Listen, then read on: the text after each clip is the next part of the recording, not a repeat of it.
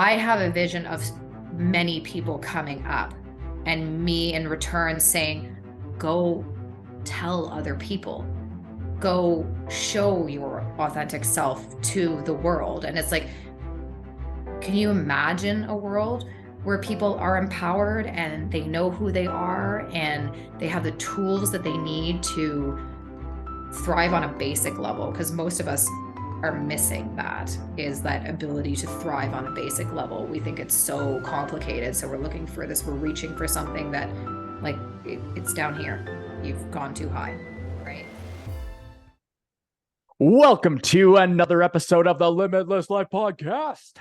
I'm your host, Kyle Smith, and if you have not done so, hit that subscribe button so that you never miss another podcast. And if you love this podcast, you want some more tips and tricks on how to improve yourself, go ahead and subscribe to my YouTube channel. There are a ton of instructional videos there. You can find the links down below. However, before you go ahead and do that, I'd like you to linger around to hang out with a friend of mine that I met in Richmond in September, or was it October? October. And it was a fantastic time. She's got wisdom for days, and she's got some good vibes. And welcome to the show, Justine Arsenault. Nailed it. Yes. My little snippet of how to actually say your last name helped out. It was right there. You enunciated it very well. I liked it. Yes. So, Justine, the question that I like to kick off every podcast with, that really deep dives into the character of the person I'm speaking to, is how is it that you impact the lives of the people around you? How is it that I impact the lives of the people around me? That's a really good question. I like that. By being me, authentically me. And by that, I have actually done some work on that, so that when somebody asks, well, then who is Justine Arsenault? My answer is Justine is love, Justine is fire, and Justine is passion. So I bring all of those to every aspect of my life. So I affect the lives of other people by bringing that to them. Very nice. Very nice. I like that a lot. And I would imagine it hasn't always been that way. And before we were recording, you were talking about, well, your own particular change and the impact that you have with your clients through your program. And I'm very intrigued by that process. And how about you found the most, I don't think it would ever be easy, but the most accurate journey through that process?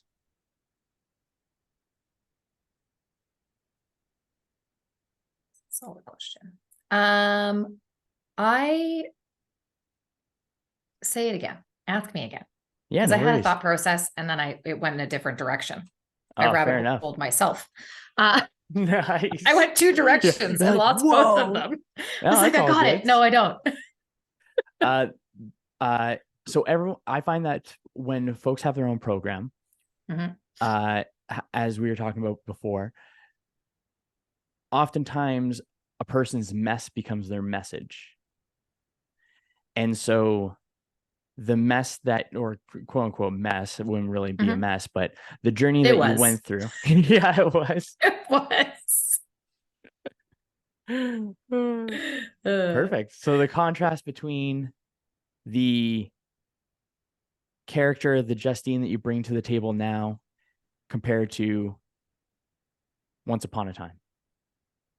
A lot of it, well, we'll go back. The year was 2005. Nice. Okay. So I had graduated high school. I stopped playing hockey. At that point, I wasn't playing university. And where I was, there was really no opportunities for females to play hockey except at that level, right? I could go play with boys.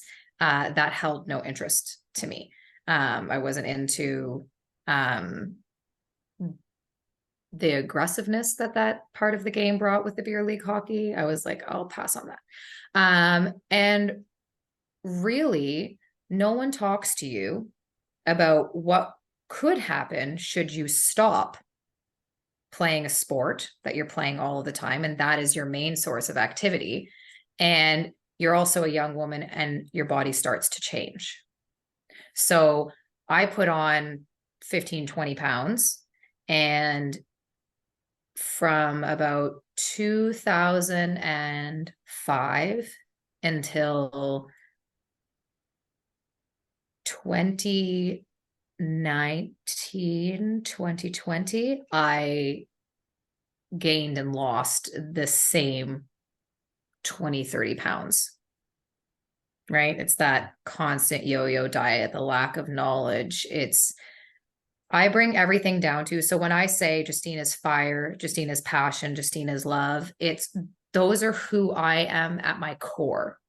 If you take everything else away from me, that is what I have, right? That is who I am.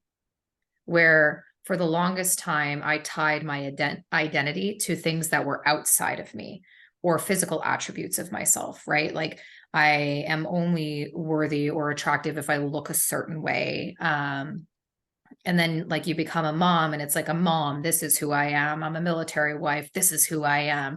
And then you become a coach is who I am. It's like, in reality, I do all of those things, but it's not who I am. And every single one of those things can be taken away. You would have a really hard time taking love, fire, and passion away from me. Nice. So it was the journey of finding my identity, finding a better way,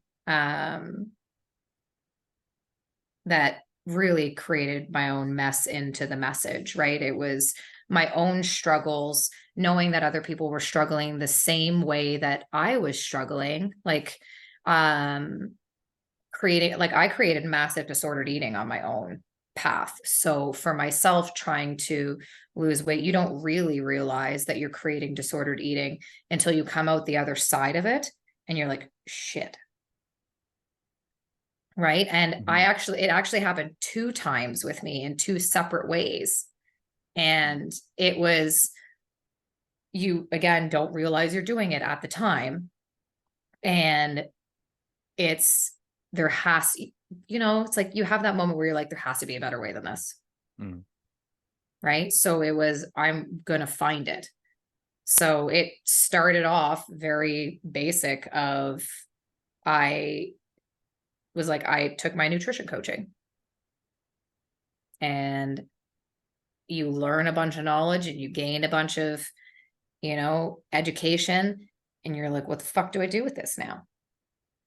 Right. So, and then again, I'm looking at it and I'm like, there still has to be a better way than this. This is not the answer. This is the answer that just gave me disordered eating, or, I allowed to give me disordered eating. And everything that I actually gained along my way to where I am right now happened by accident. I like that. So it's just, so I just had a thought on your story so far. And I just wanted to share on that one. It seems like the decision to do was already made and the how just came about. Beautiful. So by accident. Okay. How so? Okay. So I graduated with my precision nutrition level 1 and have all this knowledge. And I'm thinking, now what? How do I put this into practice? Like, what am I supposed to do with all of this?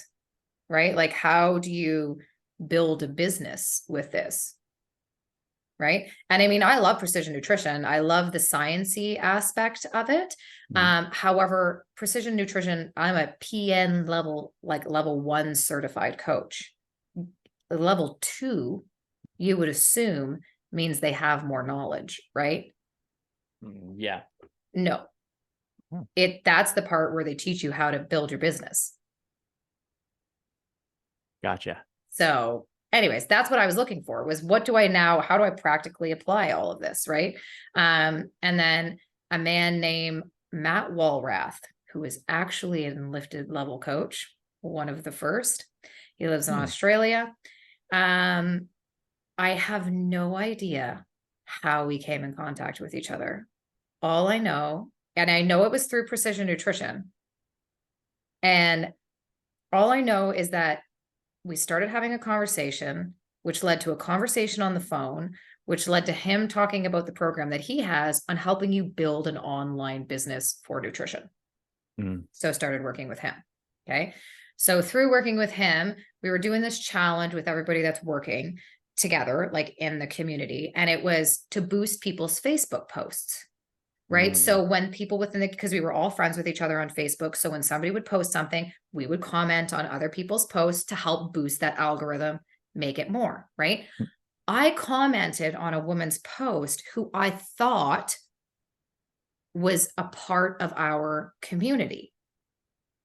She was the one, because at this point, it's like, this is still not what I'm looking for. Like, this is it. Like, I need to build my business and this is important, but I want more than just telling people to eat like how many calories to eat, how much fat, how much carbohydrates, how much protein. Like it's a tool. It's not for everyone. Right. And there's more, there's something deeper. There was something deeper for me. In walks emotional disordered eating, Laura Poburn, accidental conversation. Got on the phone with her about being a client within this program that she had created. And then we started talking. She's like, would you like to go through this program? And I was like, absolutely. So I got certified in her thing. Nice. And that came in. Then while still working with Matt Walrath, the magical Mark England is brought on to do a session while we were going through it. And that was that final little touch, that little cherry on the top where you're like, this is what I've been looking for. And he did his word magic and you were like, what the fuck just happened? And it was magical. And yeah, it's all been by accident. Like I was looking and open to the experience and it came to me. That's a good way to be. I like that. I like that. I like that a lot. I think, and it's also interesting going into the accidental part, because I've been having a lot more like epiphanies of making the decision rather thinking of how to do it before making the decision. And there's definitely a nice little cosmic coincidence of events that happen once the decision is made. And it's really cool listening to someone's story or people's stories and then hearing them connect the dots to get to this point. And it's interesting because it would be all the spots that someone would want to go along with, but it just happens. It just flows. It just comes to you, however that may be. I just think it's really neat. So it's just funny that you said that, while it's also been at the forefront of my mind recently too. Well, and when I do stop and think about it, because I've actually had this conversation with a few people and we have talked about it in the community, and it's, in reality, it wasn't an accident. It was to think that the millions of things that had to align and happen for that moment to be presented to itself. It's to think that it wasn't going to happen is comical. I'm a big fan. I truly believe that everything happens for a reason. We may not see it at the time. And it may never make sense, some catastrophic things. However, I find a lot of that day to day that everything happens for a reason.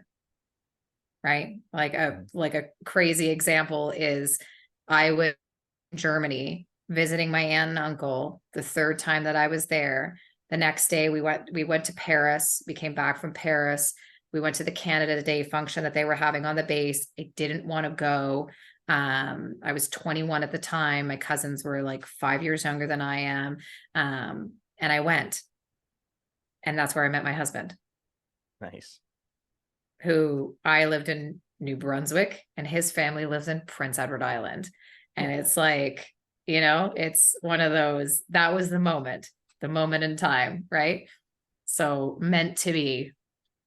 That's pretty cool. So I guess since we've talked about a chunk of the past, what is it that you might accidentally find yourself encountering, or what is the trajectory that you want to move towards? Do you have a broader vision? I have a huge vision for my business. Ooh. Are you cool with sharing? I'm curious. Yes, absolutely. How am I supposed to create it if I got to talk about it all the time? True. So it's a slow scale because something that is being created, I'm big on foundations. That's actually what one of my programs is called, is the foundations, because you cannot, negation acknowledged, build something on rocks, on an unsturdy structure. Like, you have to build that good, solid foundation. So to think that I could jump into this and open it up right away is ridiculous. It takes time, it takes building, it takes connections, it takes connections with other people in the fields, it takes connections with people who are going to then come in and take part in what it is that I'm creating. And one of the things that I find is sorely lacking in our healthcare system is a collaboration. Right? Mm-hmm. So collaboration between who? Everyone who is taking care of you. Oh, okay. Right. Yeah. So it was funny because I was talking to somebody who has PTSD, and she was talking about the clinic, and she also has a heart condition. So it's like her heart condition needs a team of people, right? And when a team of people is collaborating, all the different doctors that need to come together and work together, it's like, then you're supported, because you're not going to this doctor and explaining what this doctor said and this doctor what this said, and you're losing everything. Everyone is together, right? Mm-hmm. So no, not doctors per se, but let's say everything that you need for your mind, body, and soul under one roof. Mm-hmm. Everybody is, because it will take a certain person to work within what I'm trying to create. You don't just get to hold a degree or a certification and be able to come and work. You have to be in line with what is being created. And you have to bring something different than what I can bring. I don't need another me. I need someone else. Right? But as a whole, we need to be on the same page for what it is that we're trying to create. So you're working with a personal trainer who also has mindset and mental health and has the good values of nutrition. We're not using fear mongering to help people lose weight, right? We are teaching good, solid, healthy habits, foundational habits, right? But everybody knows what's going on because everyone is teaching the same thing in their own way, right? You need to talk to somebody else because maybe this type of weightlifting isn't really in your category, right? Collaboration.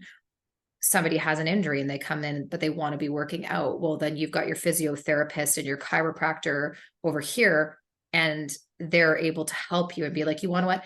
I think that massage therapy would be better for you to go and do this. So-and-so is over there. You could go make an appointment with them, right? Make sure that you're talking to your personal trainer so that they know what's going on.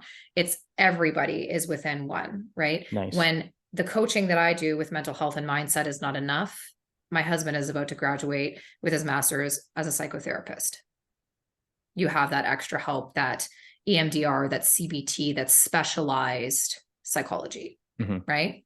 When working with a nutritionist like myself is not enough, you need something more medical nutrition therapy, registered dietitian, right? And everybody is collaborating to the best that they can under one roof. You are being supported in all ways of your health under one roof. I could see that working pretty damn well. Especially, I find that when you get your own little form of a health Avengers together to be able to help someone in an impactful way, in a broader spectrum, then I think it creates a lot more ease per person as well, per practitioner. or like it's not just a one person job. It's like, okay, so we're actually here, we're there. Okay, where's the outcome? Was the updates? Is there any sort of feedback, insights? And then you get to have multiple eyes on the wellness of the same individual. And that could, I think that would be able to create a much more effective, efficient onboarding process, understanding that everyone's on the same trajectory and that everyone is on the same vibes. So it's not like not recommending someone outside of the circle that is willy-nilly that maybe the person doesn't feel comfortable with. Mm-hmm. At least someone that you're introducing brings that comfortability, then they're more at ease, then they are able to have that flow. So the timeline of slowly decreasing resistance to change would actually be condensed. Mm-hmm. I'm guessing, I'm theorizing. No, and I've struggled with anxiety disorder, like PTSD as a child. Anxiety disorder manifested around 16. So one of my things that I struggle with the most is like adulting things that you have to do, like calling the eye doctor or making like an appointment for something. I like is one of those things that I am not a huge fan of. I'm much better at it now. But let's say you are struggling with your mental health and you're like, I want to start working out more. But going into the gym and you've got like, I was going to say Kyle because it's such a Karen name. Fair. Right? But There's it's just a got that lot punch of to Kyles. it though. Right. Yeah. So it's like you go in and you're working with so-and-so and he's telling you to cut out a bunch of stuff and he's like giving you advice that he actually has no business giving you. Right. Mm-hmm. So, or you go in and people are mean and like they're very judgy. Right. So let's say you walk into a place and you start working with a personal trainer and they notice a couple of imbalances, right? And they're like, you know what? I think that you could really benefit from going and talking to a physiotherapist so that we can help really get that shoulder working better, right? Now this person has just taken a big risk going in to them and working with a personal trainer. Now they're being asked to find somebody else, right? Which when you are struggling with mental health or like anything like that, seems like a very daunting task because then you have to go out and you have to find somebody else to trust, right? Yeah. So imagine going in and they're like physiotherapist. You don't have to go anywhere. You just have to walk over there through that door and make an appointment with our physiotherapist. Because if you can build trust with one person, you're likely going to trust me when I recommend somebody else to you. Right. Which is where like that power of that referral network comes in, right? Building trust. But yeah, that like you say condensed, it would, yes, absolutely. Because you're not spending all of that extra time trying to find somebody else. It's all right there for you. Mm-hmm. Right. Like it would be cool to have like a nurse practitioner in there too. Right. So it's like you're struggling with something and you need a prescription for something. It's like, there you go. Yeah, that'd be pretty gnarly. Yeah, I like that. I like that. I like your vision. I'm totally in support of it. I think it's totally going to happen. It's going to be great. It is going to be great. I actually wrote it out with Mark the other day and 4-stepped it. Added some breath in there, supercharged it. Feels good. Yeah. That's awesome. Where would be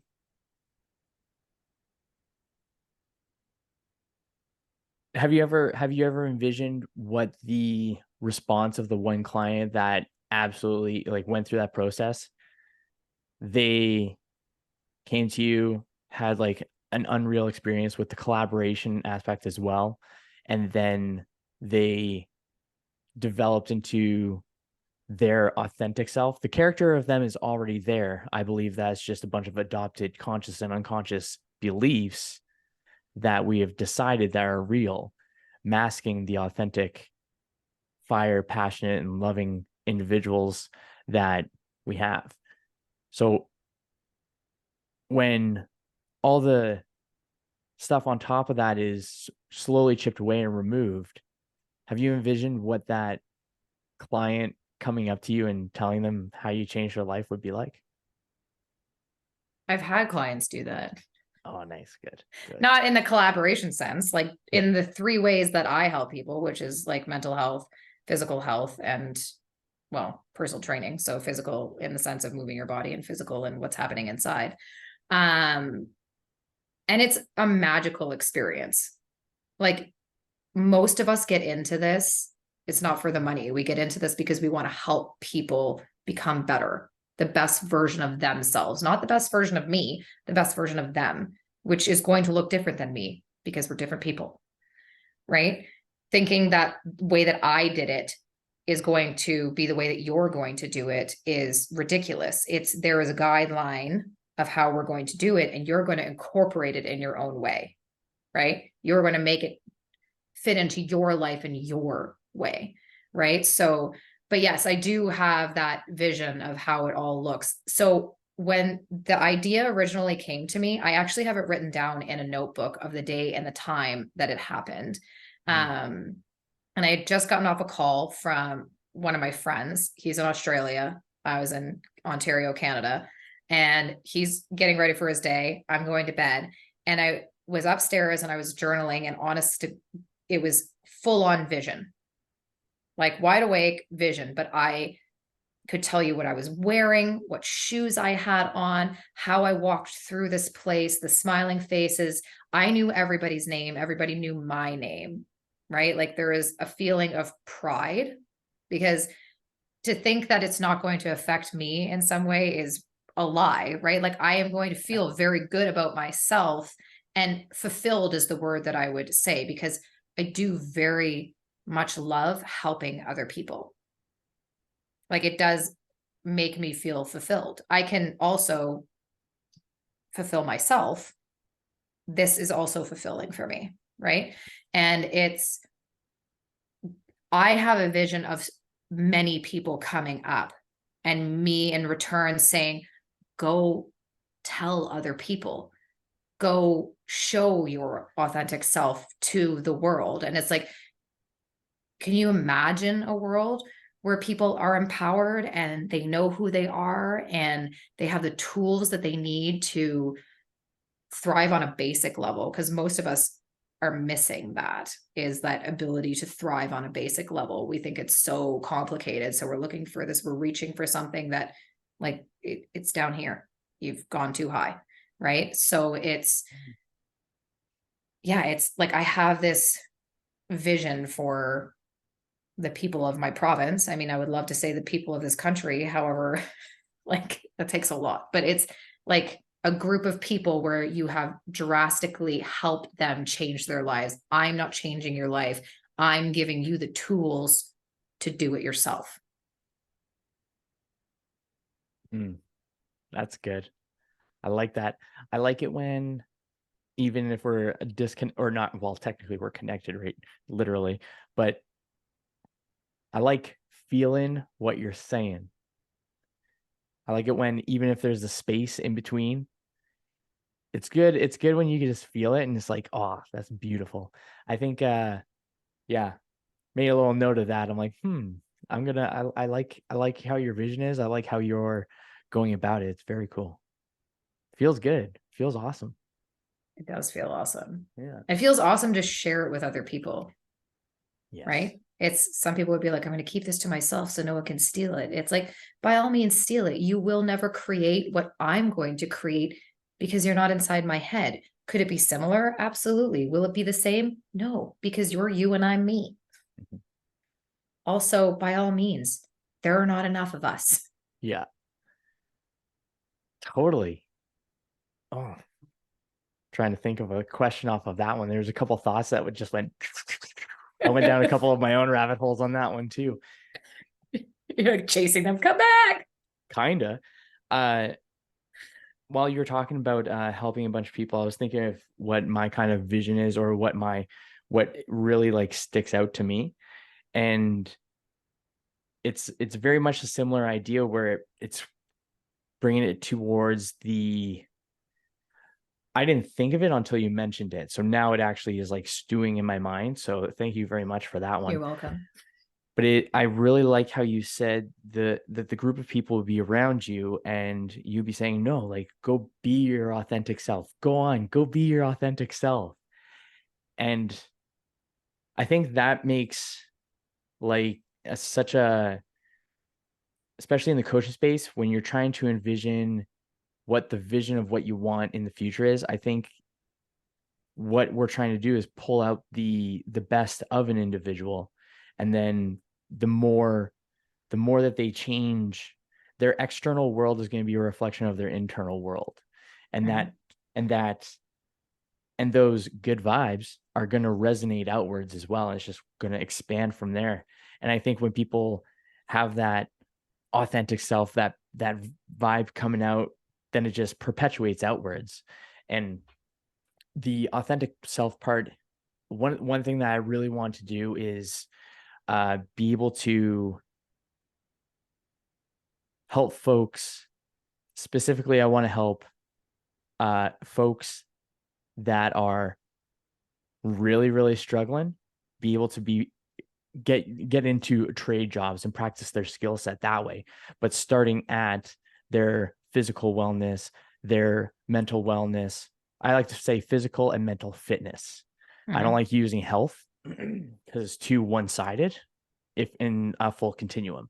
So if you have health and you have unhealth, or you have health and illness, that's more whole of fitness rather than just health. And then having the thought that, oh, well, if I can't have 100% health, then obviously I'm ill. But there's like the peaks and valleys. Like Mm-hmm. sometimes we're freaking solid, sometimes we're not. And that's the ebbs and flows of life. And I think being able to help, for my vision, homeless folks specifically, Mm-hmm. where they are really wanting to shift up, they want to like change their lives. A friend of mine works with a couple of peeps, but they don't have a system to be able to change up in their practicing from like the health standpoint, or even being in a group of individuals that all want to aspire to something different than their present day circumstances. And I think to be able to bring out that authenticity is the way to be able to help uh bring purpose and passion and a lot of the good vibes to the world. The whole world just goes, it goes out, starts at home, but then it Mm-hmm. moves outwards. So it might be Edmonton, Alberta for me, but it's gonna go Yeah. outwards, and then we'll Yeah. just like meet somewhere in Saskatchewan. Yeah. It'll be a really long meet. It'll Yeah, take right. forever for us to It'll get there. just like we'll get The there. We'll longest get there. straight ever. Yeah. But yeah, you know what's funny is when I think about like authenticity, and Mm-hmm. I am not loud. I am actually, and exuberant, passionate. I have fire. I have love, and I am unwilling to dilute it down. So I am the only female hockey coach. Not the only one. There are maybe a handful of us that are coaching boys hockey in this city. So I coach boys. So I deal a lot with men, and there is no pretending to be anything but what I am. And some you can tell are like, what? And then others are like, they're like, she's good shit. Like they know I am.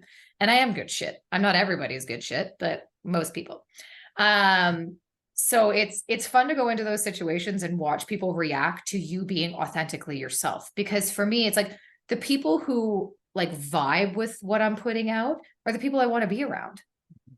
Right. And the people who are like, ugh, it's like, you can take your insecurities and flutter away, please. And going out, and I love giving compliments. Like when I'm out, there's at least 5 or 6 every time I'm out that I'm handing off a compliment to somebody because it's genuine. I'm like, oh my God, her boots are amazing. I'm like, look at that freaking coat. Or it's like, that's amazing. Like, and I love doing that for people because you can watch them walk away feeling better, right? Just like that tiny interaction. And whenever I think about authentically yourself and the way that people are drawn to it, right? It's, if you get into a crowd and you're with each other long enough and you start acting like your authentic self, which is typically more exuberant than the dilution that society expects us to be, all of a sudden other people start to become more animated, right? And the best example is if you just watch a group of kids. Like if you watch one kid go into another group of kids and they just start acting like just the absolute chaos that they are, right? All of a sudden, all the other kids pick up and they start acting like chaos and just being their crazy, weird little selves. So it's like the way that it's magnetic to be yourself. And then in turn, it helps other people feel comfortable being themselves. And I think that's a really beautiful thing, to walk into a room that was being like blah, and you're like, hey, look what I did. I made them all their own version of crazy. Yeah. It worked. Their little weirdness. Yeah. I like that. Yeah. Very cool. Very cool. Yeah, that's some pretty cool insights. I really dig what you got going on. Trying to think of another like hard hitting question, but some things are popping up, some things ain't. But when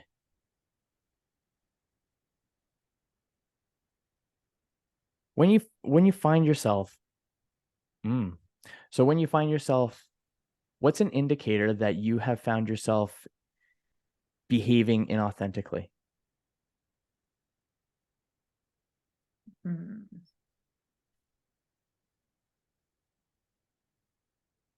It's been a really long time since I've done it.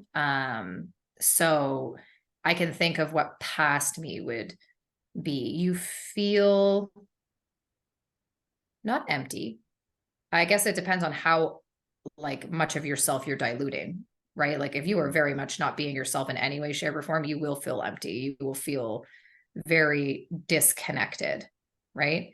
And then slightly diluting yourself, there is, to me, it felt like an aura, like a halo, like there was this energy about me that was lacking. Like if I'm thinking about it, I think like blue, like sadness from I forget what it's called. Inside Out, right? Like it's like there was this halo around me of, obviously that only I can see, but that's the way that I envision it, that it felt. It was, there's a part of you that hates not being your real self. And there's a lot of people who struggle with, you see it a lot in middle school and then high school, right? And then it's like bad habits, right? You create this bad habit for yourself of trying to fit in with the crowd, thinking that no one's going to really like you if you act a certain way. And it's like, that's ridiculous. There is definitely more than one person out there that is just as ridiculous as you are. Right. I was actually on the Weird and Strong podcast the other day, and it was like, I truly believe that every single person on this planet is weird. It's, are you my type of weird? And 100%, there are all your little weirdos out there somewhere. Right. Like it's so, but we have this fear of not being accepted, right? Of being shunned or pushed out to be authentically ourselves. And then I believe that there are times where we've for so long not been ourselves that we actually have no idea what it feels like, what it would look like, what our life would be like if we were truly to be ourselves. So it's not a light switch that you can just flick on where you're like, I'm just going to be myself today.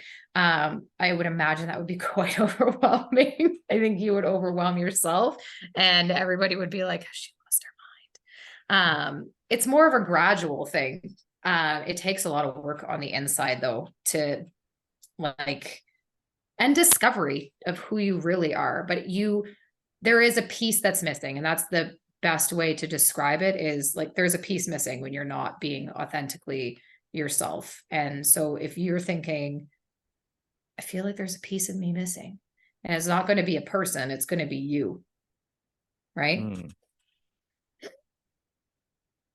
Yes.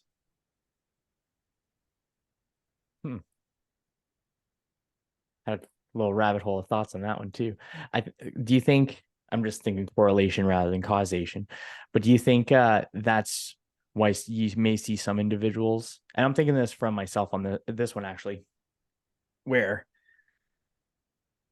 there is more of a there is more dependence than autonomy when it came to, when there's authenticity, there's more autonomy. When there's dependence, that, in my mind, at least in my experience, now I'm thinking about it, yeah. The dependence was that sense of lack, where it could be like relationship hopping, for example, where it's one serious relationship to another, or just relationships in general. But there's that, the aim is the dependence on the relationship, because the relationship internally is disconnected. Like that Absolutely. authenticity would be there. So it's like, yeah, I think you just assisted me in unraveling some little thoughts of my early 20s. Well, it was interesting because my husband and I actually had this conversation the other day, and it was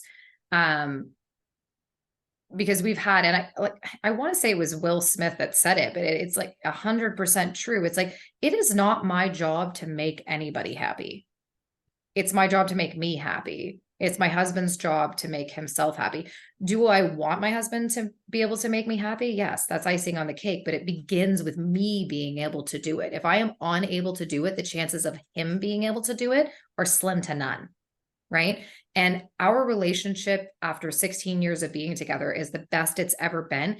And we have actually not worked on our relationship. We have worked on ourselves. Mm-hmm. And because we've worked on ourselves, our relationship got stronger, because things like communication and emotional awareness and where we are at with things grew stronger and connected with each other, right? So it's like when you said that dependence, right? It's like, because I don't feel whole on the inside, I'm looking for somebody else to make me feel whole. Yes. Right? It's in reality, no one is ever going to be able to give you that, because you're unable to receive it. Right. Damn. That's pretty cool. I found something similar with that as well, is with Kendra and I doing the same thing, where we both, 5 years ago, we think about it at that point, where 5 years ago was the time where both of us really separately decided on becoming just better human beings, and are still on that trajectory. That's cool having this conversation and actually reflecting on those points. I am feeling quite fulfilled in this moment. I'm a very happy camper. I'm a very happy camper. That's cool. Now I'm just like thinking back on the development on that one. Oh, that's cool. Where would be let's say hypothetically, because I'm kind of curious on this one. Let's say hypothetically there was a point where it was just a really tough time, or a sequence of events, or something where you slipped into that inauthenticity, whatever it could be. But what would be your process of opening up towards that authenticity again, if you found yourself just in a little internal squabble? That's actually interesting, because that's part of what I teach. So I call it expansion and retraction as we go along. Think about an elastic. You can only pull it so far before it snaps, right? You have to give it a little bit of give to pull again, right? When you think about growing. So part of creating good, healthy habits is that people call it, I sabotage myself, right? And most people return back to their comfort zone. So let's say, for example, something bad happens and you're an emotional eater. It's like you've worked really hard. You've created good habits for yourself. And then something happens and you go back and you're just like curled up in the little fetal position and you're eating your Oreo cookies because that's your old comfort zone, right? The idea is as you grow and expand, where your comfort zone is doesn't look the same anymore. You've changed what the new comfort zone looks like. So I could actually give you a living example of it. I have created all of these good, healthy foundational habits, which is what I teach. So, and it is simple. Do you eat enough fruits and vegetables? Do you drink enough water? Do you get enough sleep? Do you move your body in some way? I check in with the language. We check in with the mindset. Okay. So that's where we're at. And in April of last year, I lost my dad very suddenly. It was very unexpected. And there was a lot of grief, a lot of trauma that came with it. Now, when I was home, my body movement, some of those 6 pillars are going to go to shit, right? The other ones are going to hold it up. So old me would have eaten everything in sight that's comfort food to make me feel better because I am just grasping for any way to make myself feel better, right? I would have not moved my body at all, which I was not the case. I did go for walks, right? So it's recognizing one that you're like, shit, I'm falling back into past patterns, right? So one of the things that I made sure was that I was eating my fruits and vegetables, I was drinking water, and I was getting sleep. Those were the 3 that I focused on. And then when it came to my language, because obviously my mindset was fucked, like, right?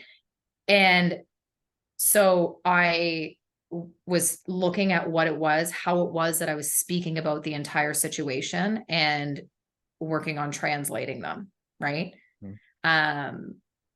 And then over the summer, I do notice, and you will notice it when you do the growth part of everything, when you fall back into past patterns, the idea is that they're not the same, right?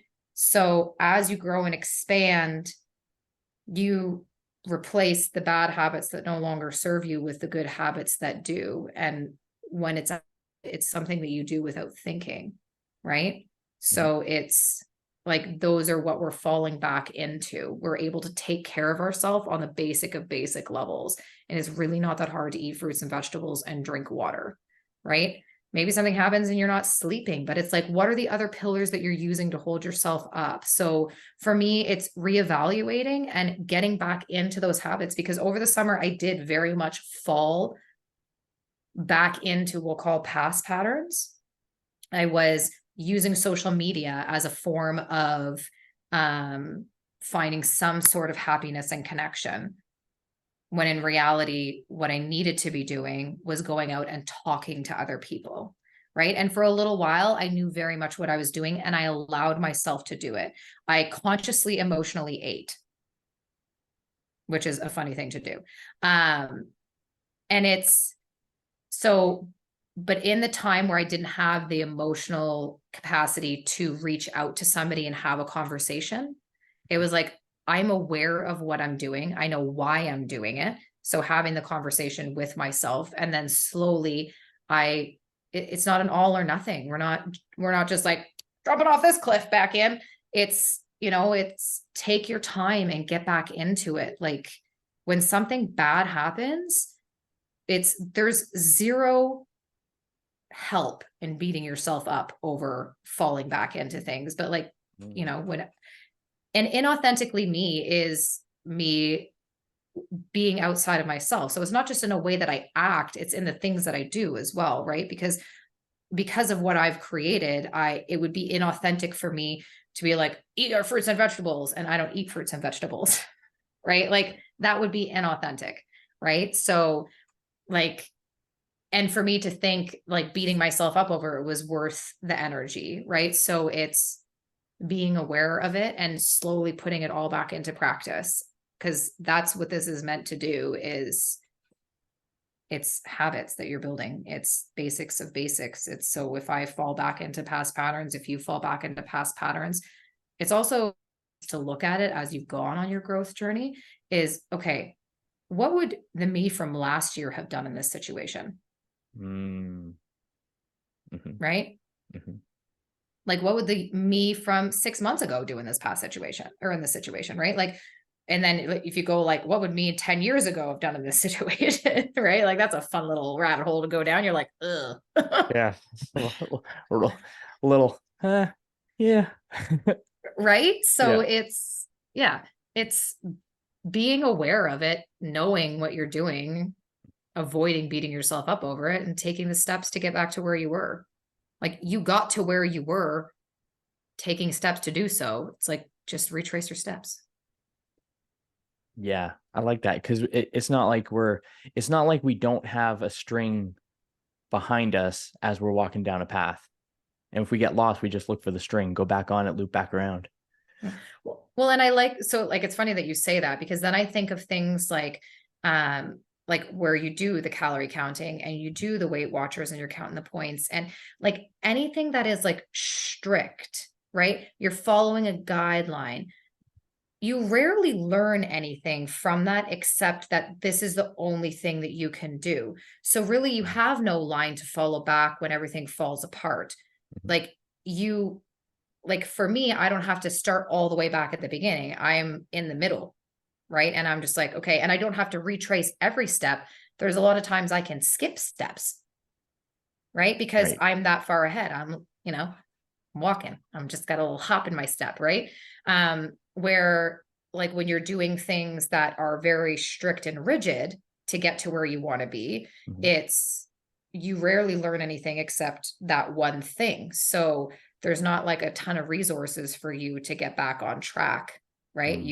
You're scrambling to find the end of your string and start back over again. Oh, I like that. Oh, that's pretty cool. Well, you definitely dropped some fire in that last little chunk of time. And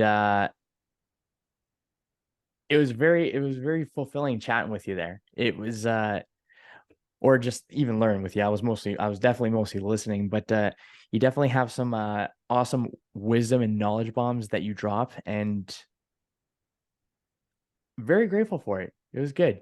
You had a couple ideas pop up in my mind where it was like a little connector, and yeah, a couple of the things that really stuck out that I enjoy the most was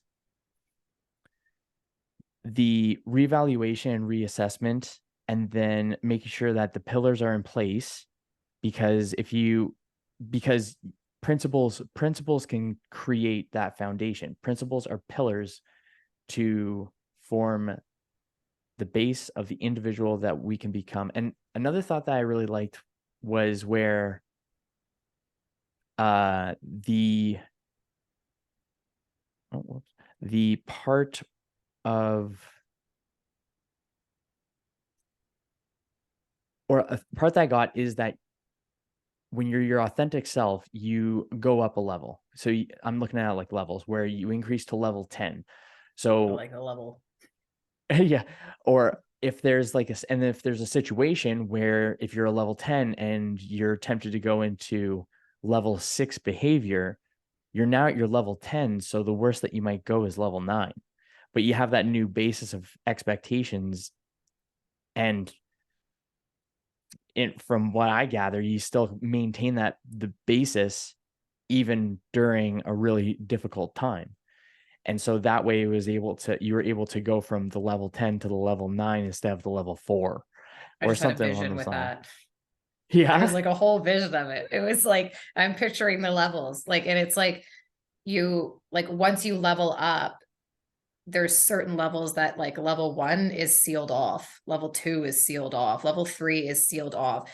And is there the possibility of crashing all the way back down to 1? Yes. But in order for that to happen, we're talking like Bowser level smashing Hulk through all the way to the bottom. Like, something catastrophic has to happen for those levels to open back up, right? Like, you've sealed them tight because of what you've put into place to seal it, right? So is there the possibility of going back down? Absolutely. It would take a lot for you to get there. Like, that was the visualization of the level. I like the level. I'm using that. That's honestly, you paraphrased exactly what I was seeing in my mind's eye. So our telepathy worked. I'm pulling it out. Oh, that's actually sweet. So getting near the end of this recording, my pre-question to my final two questions is there anything that has to be said that hasn't been said yet? Not that I know of, unless there's another question that comes that brings up something that needs to be said. Well, I got you one. So I like to finish my podcast with these last two questions. And so the first one, going to set the scene. It is the end of your days, whenever that may be, probably around the age of 130. And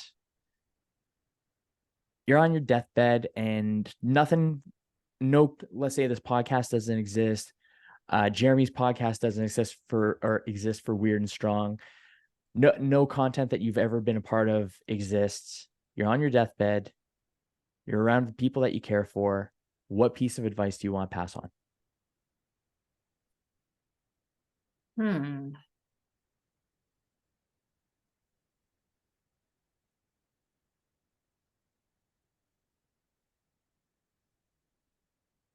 The first thing that popped into my mind, which is funny because then I'll translate it. It's never forget who you are.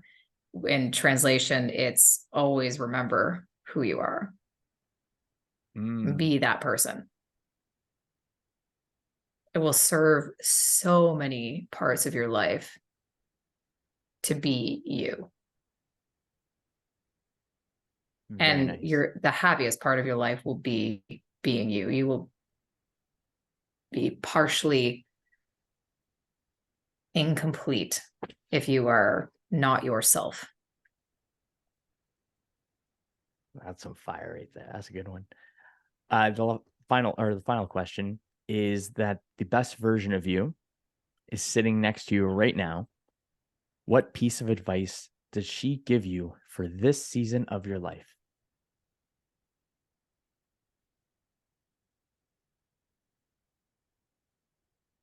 Keep going.